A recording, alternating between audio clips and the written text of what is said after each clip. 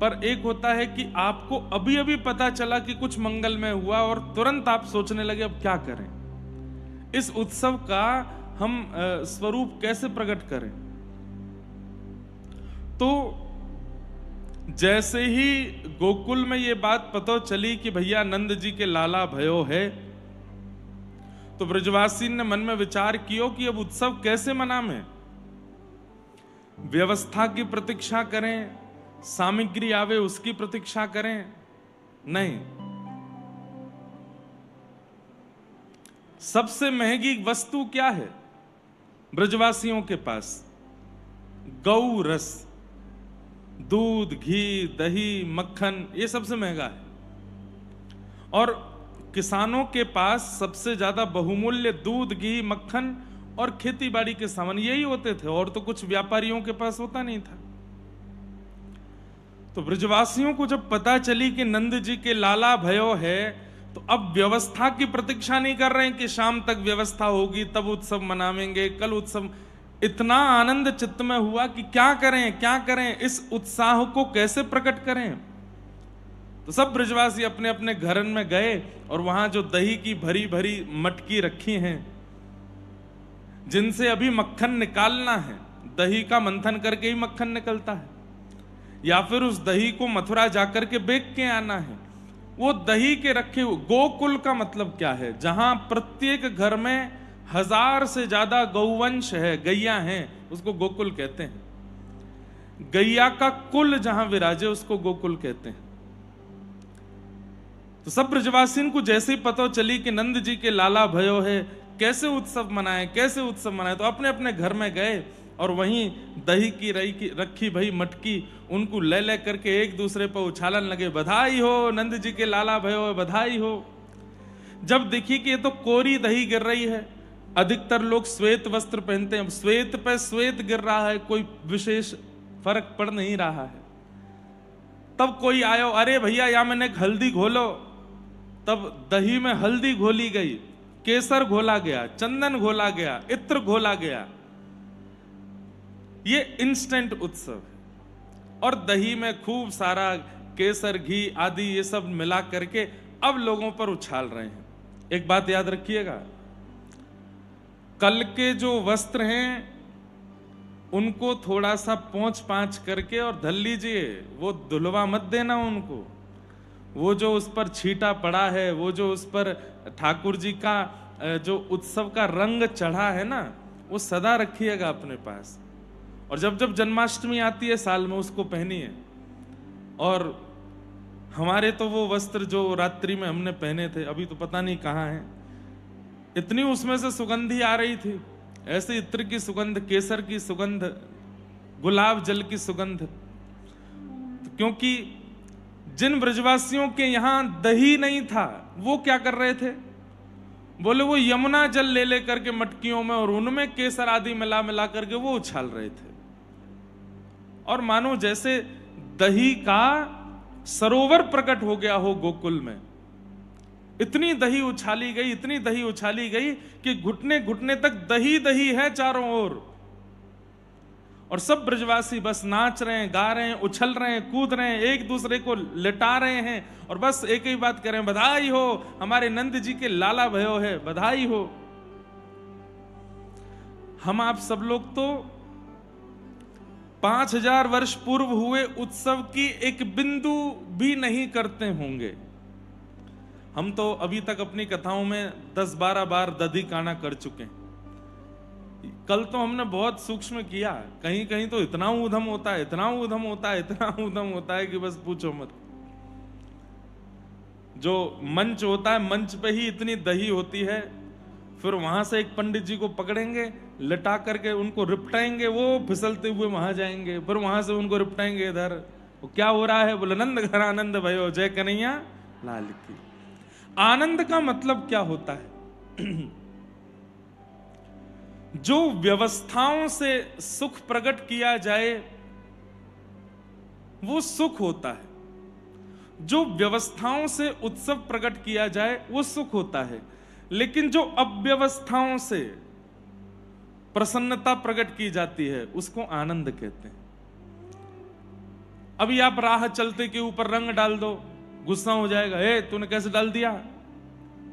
लेकिन वही उत्सव में आ जाए, कितने महंगे वस्त्र पहन के आया, कितने महंगे गहने पहन के आया, कितना बढ़िया श्रृंगार करके आया, लेकिन कल सब पे दही पड़ रही थी और कोई बुरा नहीं मान रहा है। दो चार माताएं बहनें तो मुंह खोल के बैठी, मुंह में डालो, हमारे मुंह में ही फेंक दो दही।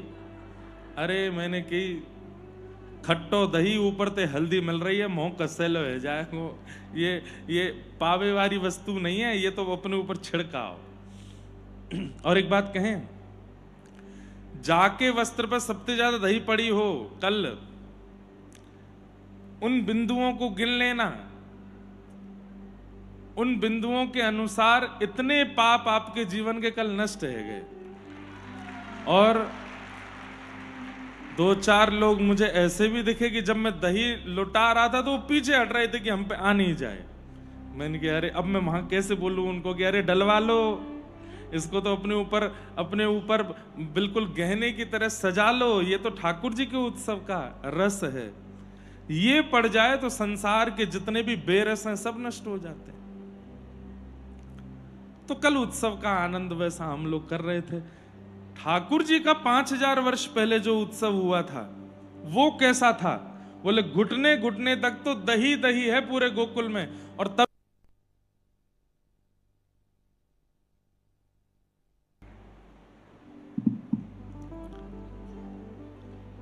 घुटने घुटने तक तो केवल दही है।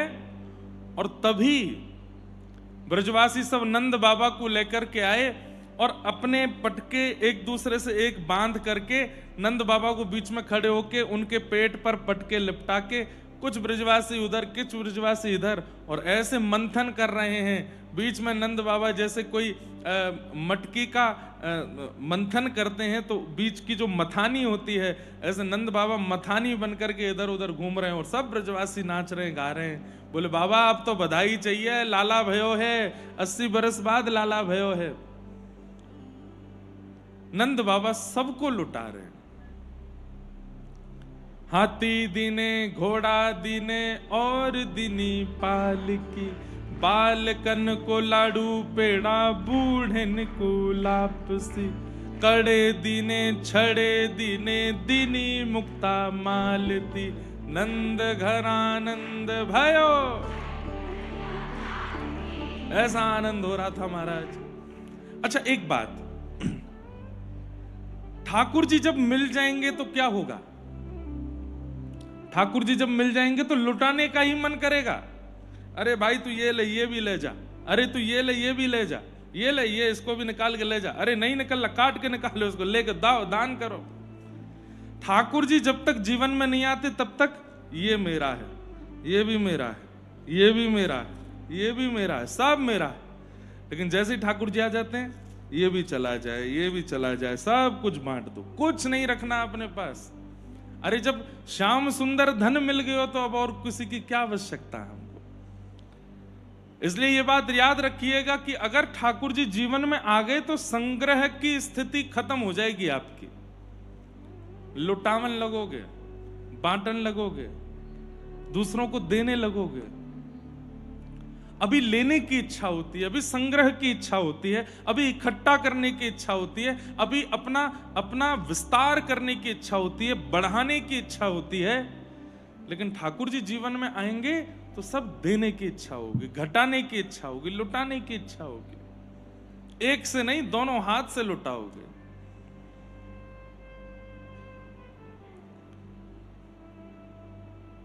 कोई नहीं है ऐसा भक्त जिसने ठाकुर जी को प्राप्त करने के बाद संग्रह किया हो। ठाकुर जी को प्राप्त करने के बाद तो लुटाया ही है। नंद बाबा लुटा रहे हैं। तो पहली स्थिति, जीवन में ठाकुर जी आ गए हैं या आने वाले हैं तो संग्रह नहीं करोगे, लुटाओगे, बांटोगे, दूसरों को दोगे। चाहे वो धन है, चाहे वो अन्न है, चाहे वो वस्त्र है, और चाहे वो आपका ज्ञान है, सद्भाव है। एक बात बताएं, व्यास मंच पर बैठा हुआ व्यास यदि लोभी है, उसके अंदर भी एक लोभ है धन का, ऐश्वर्य का, तो कहीं ना कहीं उस व्यास की वाणी में भी कृष्ण प्रेम नहीं छलकेगा। विद्वत्पूर्ण वाणी हो सकती है, लच्छेदार वाणी हो सकती है, एक से एक अद्भुत शब्दों का प्रयोग हो सकता है,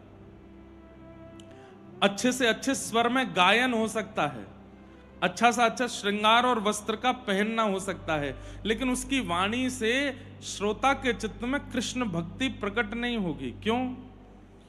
क्योंकि उसके अंदर अभी संग्रह की इच्छा है। संग्रह वृत्ति व्यक्ति ना तो भगवत प्राप्ति कर सकता है ना करा सकता है। जानबूझ के मत लुटाइएगा कि बाहर जाके आज से लुटान लग जाओ। रिक्शे वाले ने कहा घर तक के 10 रुपए, अरे तू 100 रख। महाराज जी से सुन के आए आज हम कथा। शॉपकीपर के पास गए, दूध 25 रुपए का, अरे तुम 200 रखो यार, रख लो अपने पास, नहीं चाहिए हमको वापस। क्यों? महाराज जी बोले हैं लुटाने से कृष्ण मिलते हैं। नहीं, जानबूझ के नहीं करना है, आप स्वाभाविक रूप से ऐसे हो जाओगे। वो लाइट जाती आती है तो ये ऊपर आते हैं, इसलिए हमने कहा उनको यहां बैठा दो। तो आशीष को यहां बैठा दीजिए, इसको नीचे कर दो। वहां छुप के बैठे हैं पीछे, उनको आगे बैठा दो।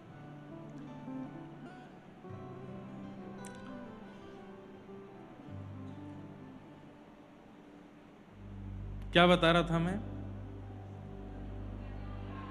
संग्रह वृत्ति लोभ। हां, तो संग्रह की इच्छा समाप्त हो जाती है जब ठाकुर जी जीवन में आते हैं। ठाकुर जी जीवन में आते हैं तो दूसरी स्थिति क्या है? निद्रा, भूख, प्यास, शरीर की सुध, जिससे भी आप व्यवस्थित रहते हो, वो सब आपके जीवन से चित्त से निकल जाएगा। कब सो रहे हैं, कब खा रहे हैं, कब पी रहे हैं, कब हंस रहे हैं, कब नाच रहे हैं, कब गा रहे हैं, कुछ पता नहीं चलेगा। अरे बड़ी सामान्य ऐसी बात कि अभी हम कितना सुंदर कीर्तन कर रहे थे, गोवर्धन गिरधारी जी सुधले ना हमारी। अब लोग बाग बैठ के धीमे धीमे ताली बजा रहे हैं। एक माता जी उसमें भी नृत्य कर रही थी। ऐसे देख करके मुझे अनुभव हो जाता है कि इनको कृष्ण प्राप्ति की ये राह पर हैं, कि सामान्य सा कीर्तन है, धीमी गति पर चल रहा है, लेकिन फिर भी उनका कीर्तन है। श्रीमन चैतन्य महाप्रभु, वो तो कोई ताल नहीं होती थी, कोई वादन नहीं होता था, बस कोई सामान्य कीर्तन गाने लगता था, हरे कृष्ण, उसमें ही नृत्य करने लगते थे।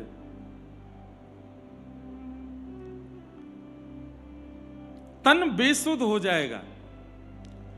मैं क्या पहनूं, कैसे? किसी ने मुझे बहुत बार एडवाइस दी है, कई सारे श्रोता ऐसे आते हैं, एक से एक वो हैं, क्या बोलते हैं उनको, कपड़े बनाने वाले, जो बहुत अच्छे अच्छे डिजाइनिंग कपड़े बनाते हैं, क्या बोलते हैं?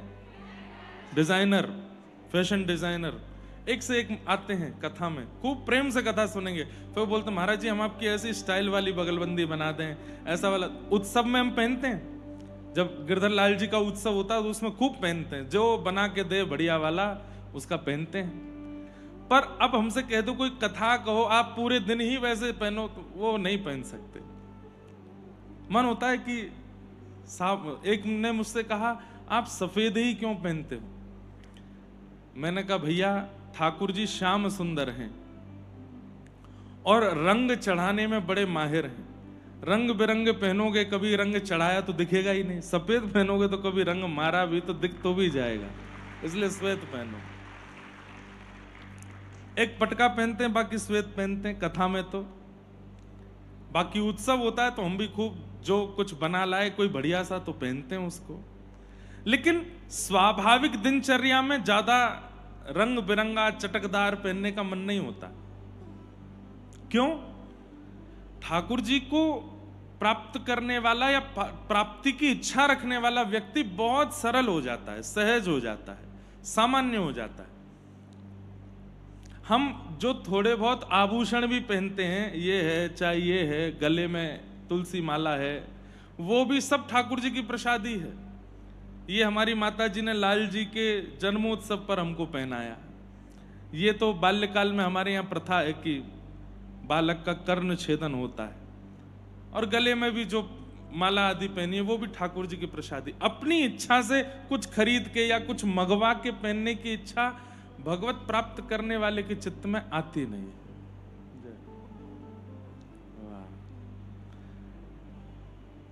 हमारे श्री गोविंद काका आज पधारे हैं और बड़ा स्नेह उस दिन भी आपका प्राप्त हुआ, आज भी प्राप्त हुआ है।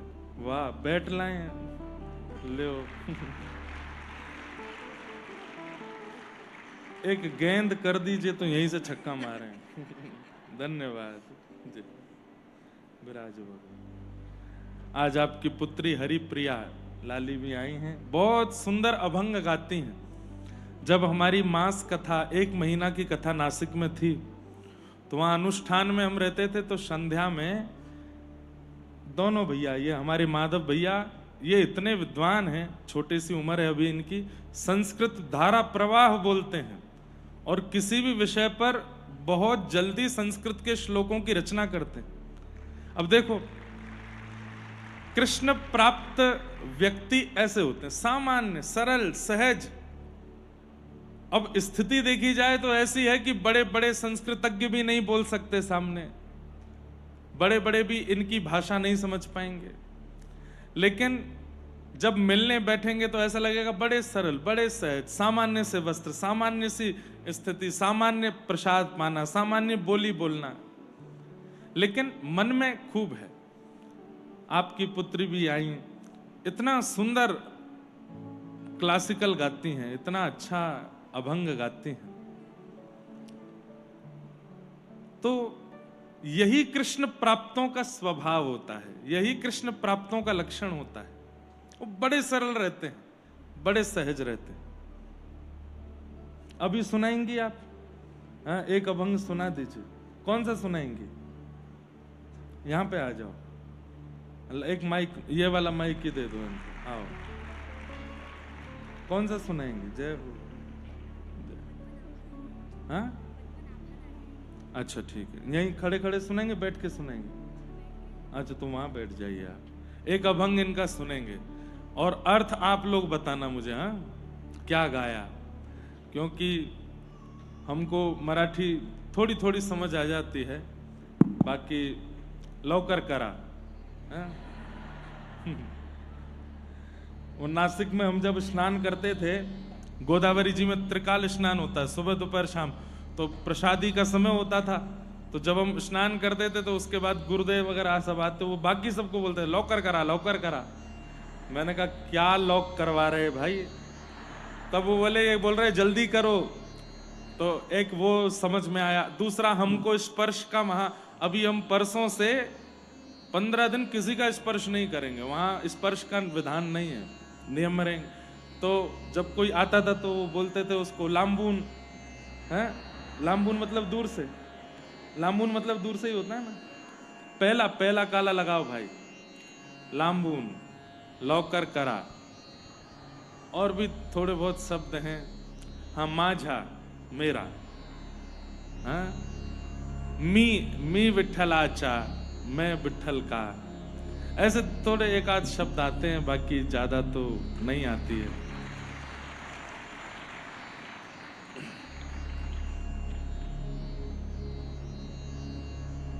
पहला काला। और तानपुरा हमको तो नहीं सुनाया, इनको सुना देना। हा?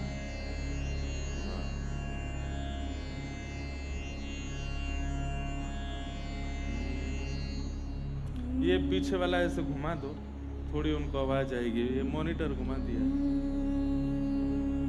आवाज आ रही है आपको?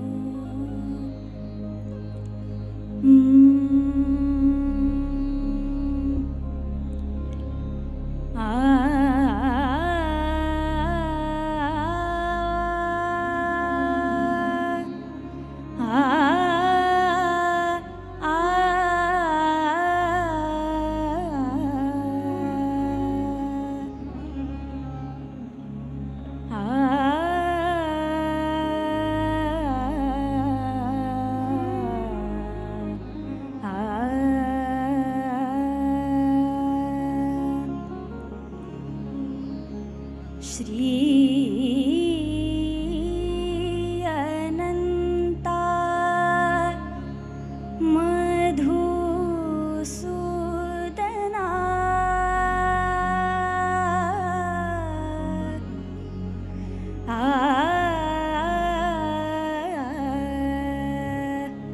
श्री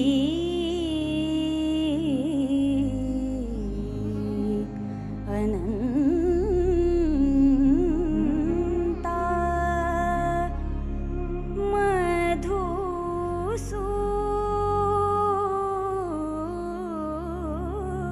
मधुसूदना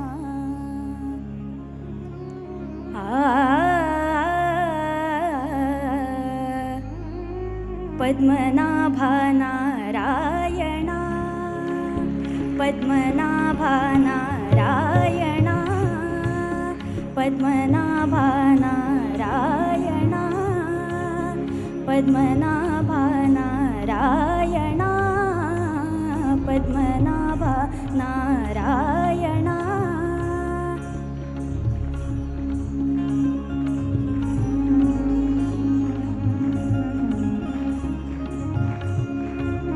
पद्मनाभा नारायणा पद्मनाभा नारायणा पद्मनाभा नारायणा पद्मनाभा नारायणा पद्मनाभा नारायणा पद्मनाभा नारायणा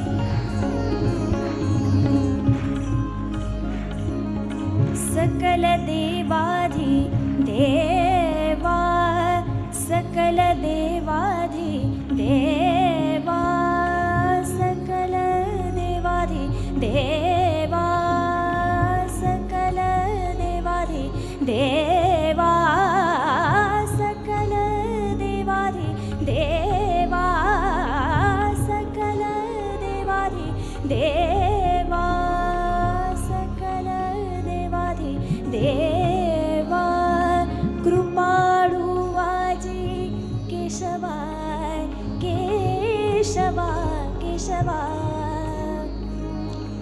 महानंदा महानुभवा सदाशिवा सहजरूपा सदाशिवा सहजरूपा पद्मनाभा नारायणा पद्मनाभा नारायणा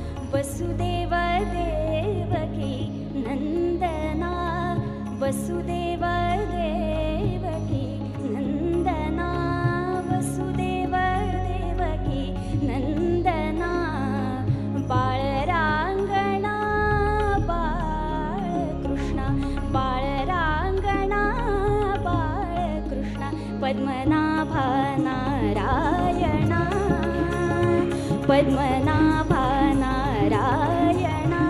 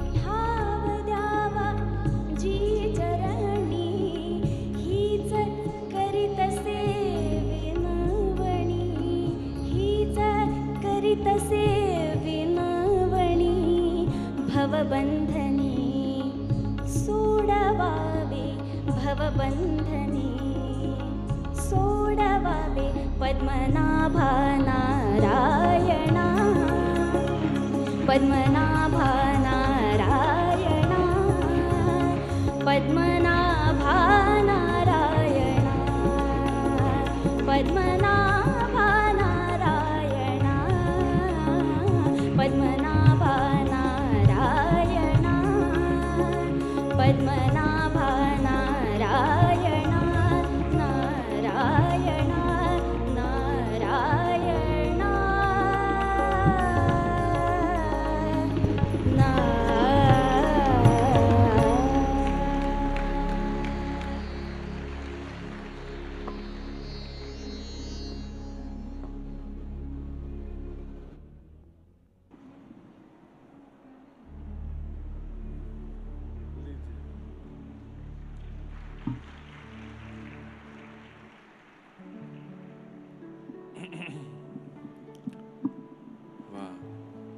एक बार और जोरदार करतल ध्वनि से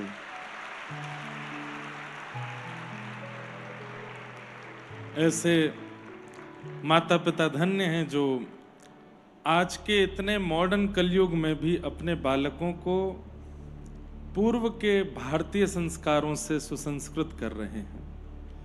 हमारा व्यासपीठ से बहुत बहुत आशीष है लाली को और इनके पिताजी को बहुत बहुत प्रणाम है कि आपने ऐसे अपने पुत्रों को और पुत्री को सुसंस्कार किया है।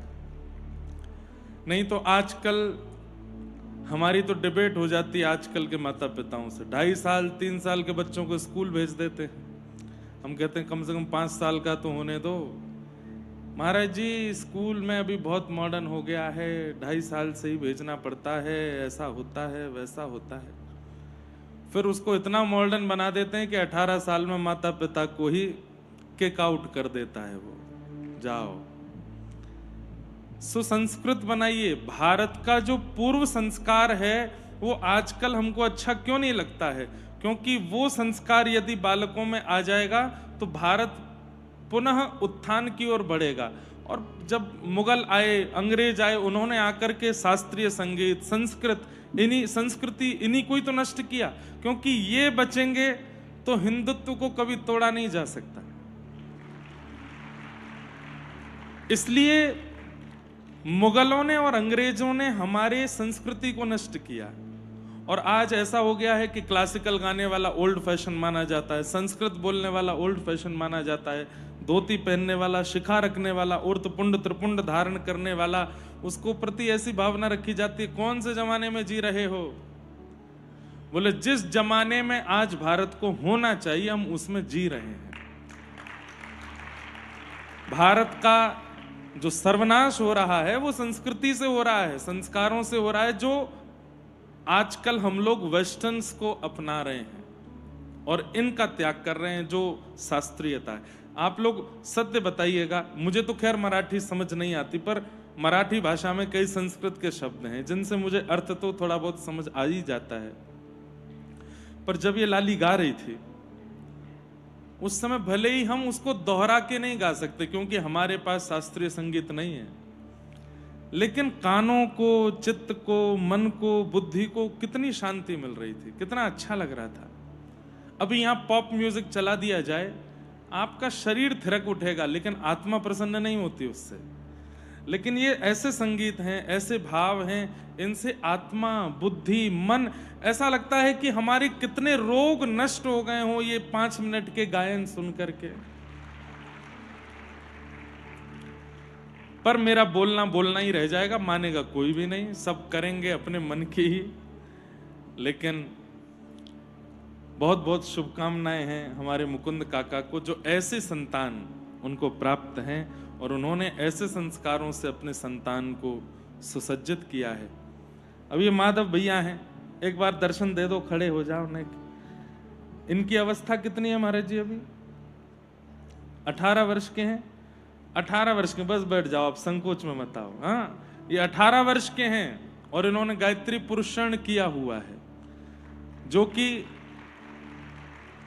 हम लोग 80-80 वर्ष के हो जाएंगे तो भी हमसे गायत्री मंत्र शुद्ध नहीं बोलेगा। एक पुरुषण में कितने जप हो जाते हैं? 24 लाख। एक पुरुषण में 24 लाख जप होते हैं। आज घरों में जाते हैं तो लोग बाग अपने बच्चों को ले आते हैं, महाराज जी को श्लोक सुनाओ, तो गायत्री मंत्र बोलता है, बिल्कुल अशुद्ध। गायत्री मंत्र पहले तो उच्चारण के लिए है ही नहीं, उसको बोलना ही नहीं चाहिए, मन में बोलना चाहिए, मन में रखना चाहिए, उसका स्वच्छंद उच्चारण करने का नियम नहीं है। गायत्री मंत्र का विस्तार है श्रीमद् भागवत, जो आप लोग सुन रहे हैं। तो सोचिए, वो सूक्ष्म गायत्री जिसको हम सूक्ष्म मानते हैं वो है नहीं, कितनी कठिन है। कम से कम कितने हजार रोज करेंगे तो 16 महीने में, कितने महीने में हुआ था आपका कितने महीने में हुआ था? 16 महीने में 5000 गायत्री अगर आप पर डे करोगे तो 16 महीने में 24 लाख पूरे होते हैं। जब मेरी कथा हुई थी नासिक में, उस समय इनका पुरुषण चल रहा था और ना तो बोलते थे, मौन रहते थे पूरे दिन, त्रिकाल संध्या, त्रिकाल स्नान। एक उस समय तो ये 16 वर्ष के थे जब मेरी कथा हुई थी वहां। उस समय पर इन्होंने गायत्री पुरुषण किया और रात्रि में बैठ करके आज कथा में मैंने क्या सुनाया, आज पूरे दिन क्या हुआ, उसका पूरा संस्कृत में श्लोकबद्ध करके मुझे लिख के दे देते थे। ऐसे बालक। एक इनके छोटे भाई और हैं, वो यहां नहीं है, वो भी नासिक में मिलेंगे मुझे, वो इनसे भी छोटे हैं। उनका तो आजीवन गायत्री का पुरुषण चल रहा है। ज्ञानेश्वरी, जो ज्ञानेश्वर माउली की गीता पर जो व्याख्यान ज्ञानेश्वरी है, ज्ञानेश्वरी के प्रत्येक जो जिन्हें हम श्लोक बोलते हैं, जैसे रामायण जी में हम चौपाई बोलते हैं, तो ज्ञानेश्वरी में ओवी है, एक ओवी। कितनी ओवी हैं ज्ञानेश्वरी में? हाँ, 9000 ओवी है। तो उनको कैसा अनुष्ठान दिया महाराज जी ने? वो अभी कितने 16-17 वर्ष के होंगे। एक गायत्री मंत्र, फिर उसके बाद ज्ञानेश्वरी की एक ओवी और फिर गायत्री मंत्र, फिर उसी ओवी को कितनी बार करना है? एक ओवी का 1200 बार। मतलब जैसे कि एक मंत्र बोला गायत्री, फिर उसके बाद एक ओवी, फिर दूसरा गायत्री, फिर वही ओवी, एक ही ओवी को 1200 बार बोलना। मतलब 9,000 ओवी जब तक पूरी होंगी तब तक उनका, भगवान ना करे उनको तो खूब लंबी आयु हो, पूरा जीवन निकल जाएगा उसी में ही। और वो अनुष्ठान वो बालक कर रहा है 16 वर्ष का।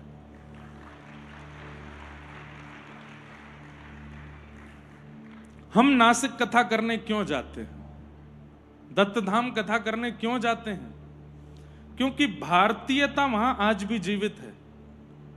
वहां पर आधुनिकता नहीं है। पूरे नासिक दत्तधाम में केवल एक कमरे में एसी है जिसमें हम रहेंगे, बाकी वहां एसी नहीं है, पंखे में रहते हैं लोग। इतने नियम से वहां पर रहा जाता है, सब मौन रहेंगे, सब इतने क्रम, और कहीं कोई अपवाद नहीं, कोई लड़ाई नहीं, कोई झगड़ा नहीं, इतने प्रसन्न रहते हैं वहां सब लोग। ऐसे ऐसे उत्सव मनाएंगे, नृत्य करेंगे, इतना सुख मिलता है। मेरा मन नहीं करता वहां से आने का, इसलिए मैं दुनिया भर में 7 दिन की कथा करता हूं, लेकिन नासिक में ज्यादा से ज्यादा 1 महीना, कम से कम 15 दिन, इससे कम कथा नहीं करता।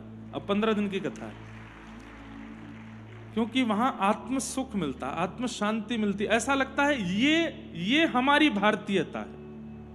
बाकी भारत तो आधुनिकता से घिरे पड़े हम लोग। मैं ज्यादा बोलने में घबराता इसलिए भी हूं क्योंकि वहां भीड़ बहुत हो जाएगी, तो वहां की कहीं पुरातनता नष्ट ना हो जाए। इसलिए आज भी मुझे महाराज जी की तरफ से संदेश आया कि आप कृपा कर हाथ जोड़ के सबसे कह दीजिएगा कि जो लोग भी नासिक दत्तधाम कथा सुनने के लिए आ रहे हैं, वो लोग ये भूल करके आवे कि हमें बहुत सुविधाएं मिलेंगी। वहां तो तप के भाव से आइएगा। फोन, कैमरा, वीडियोस, ये सब वहां नहीं बनाने हैं। वहां की अंदर की गतिविधियां ऐसी लगेंगी कि आपको लगेगा स्वर्ग में है, और आपका मन होगा मैं फोन में कैप्चर करके इसको वायरल करूं, लेकिन आप वायरल करेंगे तो उस स्थान का घाटा हो जाएगा। वहां केवल देखने आइएगा, केवल अनुभव करने आइएगा। संभवतः पूर्णिमा पड़ेगी कि नहीं, अभी 15 दिन में पूर्णिमा आएगी एक दिन। ओहो, फिर तो आना। पूर्णिमा के दिन श्री दत्त प्रभु, उस दिन उनकी सवारी अंदर ही होती है। क्या सुख मिलता है, क्या आनंद आता है। अच्छा, एक वहां का नियम है, वो नियम मैं अपनी कथा में बहुत जल्दी लागू करने वाला हूं। नियम क्या है कि कथा प्रारंभ होने के बाद अगर कोई भी कथा में आता है, मतलब मेरे बैठ जाने के बाद अगर कोई कथा में आएगा, तो उसको कथा में आके कान पकड़ के खड़ा होना पड़ेगा। और जब तक भागवत जी का कोई श्लोक उच्चारण नहीं हो जाता है, तब तक उसको ऐसे ही खड़ा रहना पड़ेगा। वहां का नियम है। वहां शाम को पंचपदी होती है। पंचपदी में मैं व्यास हूं, अगर मैं भी 15 मिनट विलंब से जा रहा हूं तो मुझे भी 15 ऐसे खड़ा होना पड़ता था, जब तक एक पद पूरा ना हो जाए। महाराज जी जो वहां के संस्थापक हैं, वो महाराज जी भी अगर किसी कारण से विलंब से आते हैं तो वो स्वयं भी अपने आसन पर कान पकड़ के खड़े होते हैं पंचपदी में। तो तब से हमको बड़ा लगता है कभी कभी कि कथा में एक नियम बना दिया जाए। 2 नियम हम बनाएंगे बहुत जल्दी। एक, हम व्यासपीठ पर बैठेंगे और उसके बाद एंट्री के जितने भी गेट हैं सब बंद हो जाएंगे, कोई एंट्री नहीं होगी उसके बाद, उससे पहले आ जाइए। और दूसरी बात, हमारे व्यासपीठ पर बैठने के बाद जो भी कथा में आएगा उसको कम से कम 5 मिनट ऐसे खड़ा ही रहना पड़ेगा। क्यों? कल से या तो आएगा, नहीं आएगा तो जल्दी आएगा। कथा के प्रति, शास्त्रों के प्रति, भागवत जी के प्रति, व्यासपीठ के प्रति, आचार्यों के प्रति ये निष्ठा बढ़ाने का एक तरीका है। वहां से हम बहुत कुछ सीखते हैं। बहुत सारे भाव अद्भुत हैं दत्तधाम के।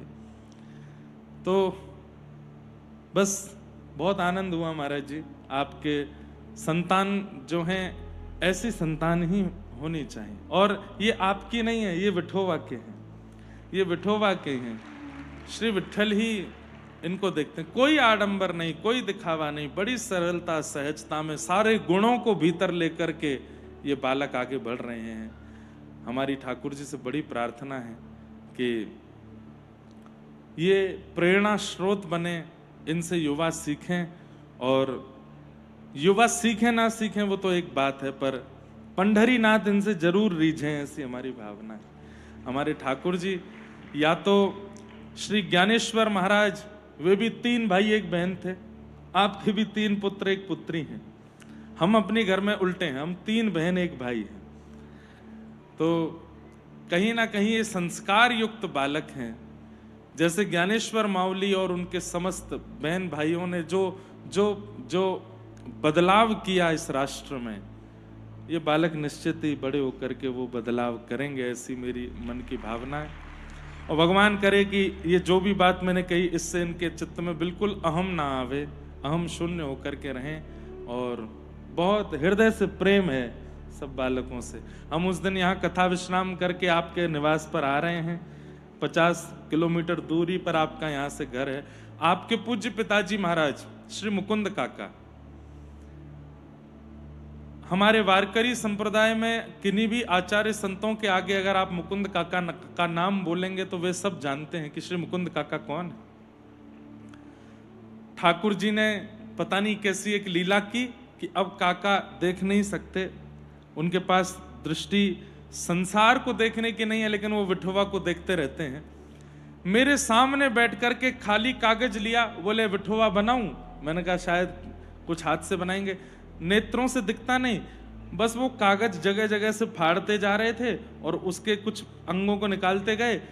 थोड़ी देर बाद वो कागज खोला तो सामने तो बिल्कुल ऐसे पंडरी नाथ की आकृति बन गई उसमें।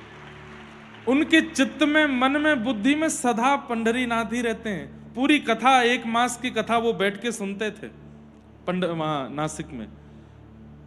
उनका भी पुरुषण चल रहा था वहां पे। और जो जो वाक्य में कथा में वहां पर मैं एक गेम खेलता था कथा में, क्वेश्चन आंसर का, कि कल की कथा में जो मैंने बात बताई उस पर सबको कुछ ना कुछ लिख के लाना है। तो वो सब लिख के ले, तो उसमें मुकुंद काका का भी रोज एक पत्र आता था मेरे पास कि कल आपने दत्तात्रेय के 24 गुरुओं में से इन गुरु के बारे में कहा, इन गुरु में ये लक्षण है, तो लिख के। और फिर बोलते कल आपने जो कथा कही उसके बारे में श्री तुकाराम जी ने एक अभंग गाया, फिर अभंग लिख के भेजते थे मुझे। बहुत सुख मिलता है, अद्भुत है नासिक। तो बस खूब आपको प्रणाम, खूब खूब प्रसन्नता। आपकी माता जी भी बैठी हैं, दोनों बालकों की, उनको भी बहुत बहुत प्रणाम।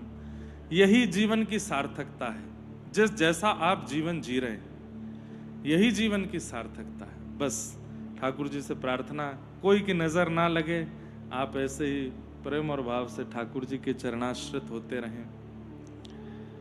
आहा, सुंदर ते ध्यान उभे विटवरी,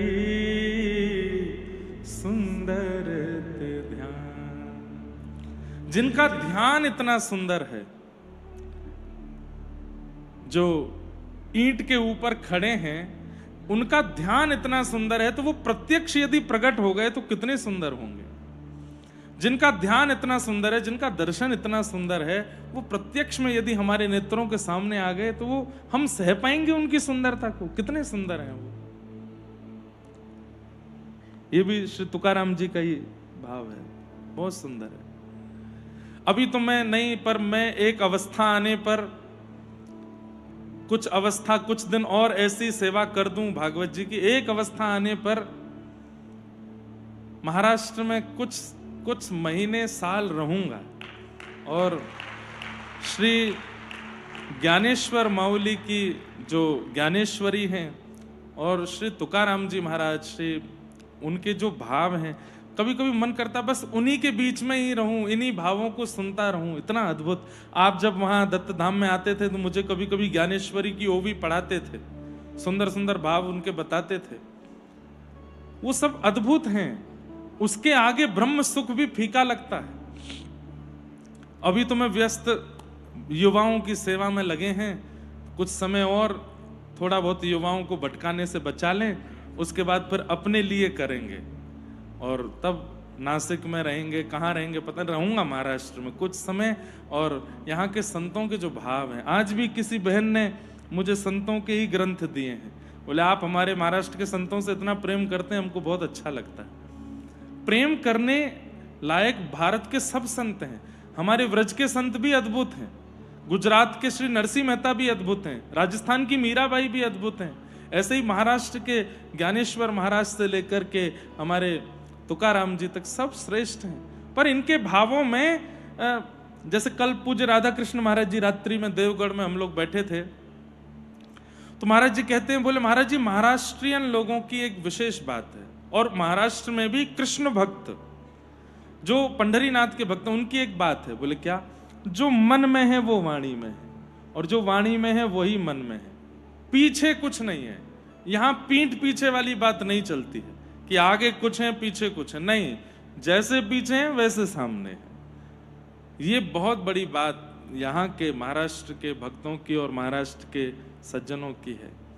तो बस सबको प्रणाम करते हैं और आओ नंदोत्सव में हम लोग भी चलें। तो नंदोत्सव मन रहा है, तो मैंने कहा कि जब ठाकुर जी जीवन में आएंगे तो सबसे पहला संग्रह करने की इच्छा नहीं होगी, बांटने की इच्छा होगी। दूसरा, ठाकुर जी जीवन में आएंगे तो तन की व्यवस्था पर आप ज्यादा ध्यान नहीं दोगे। मतलब अगर सोने के लिए गद्दा अनुकूल नहीं मिला तो भी आप सो ही जाओगे, बोले सोना ही तो है।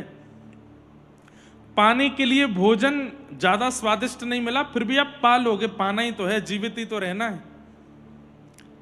पीने के लिए अनुकूल जल नहीं मिला, सामान्य जल मिला तो भी आप पी लोगे, प्यासी तो बुझानी है।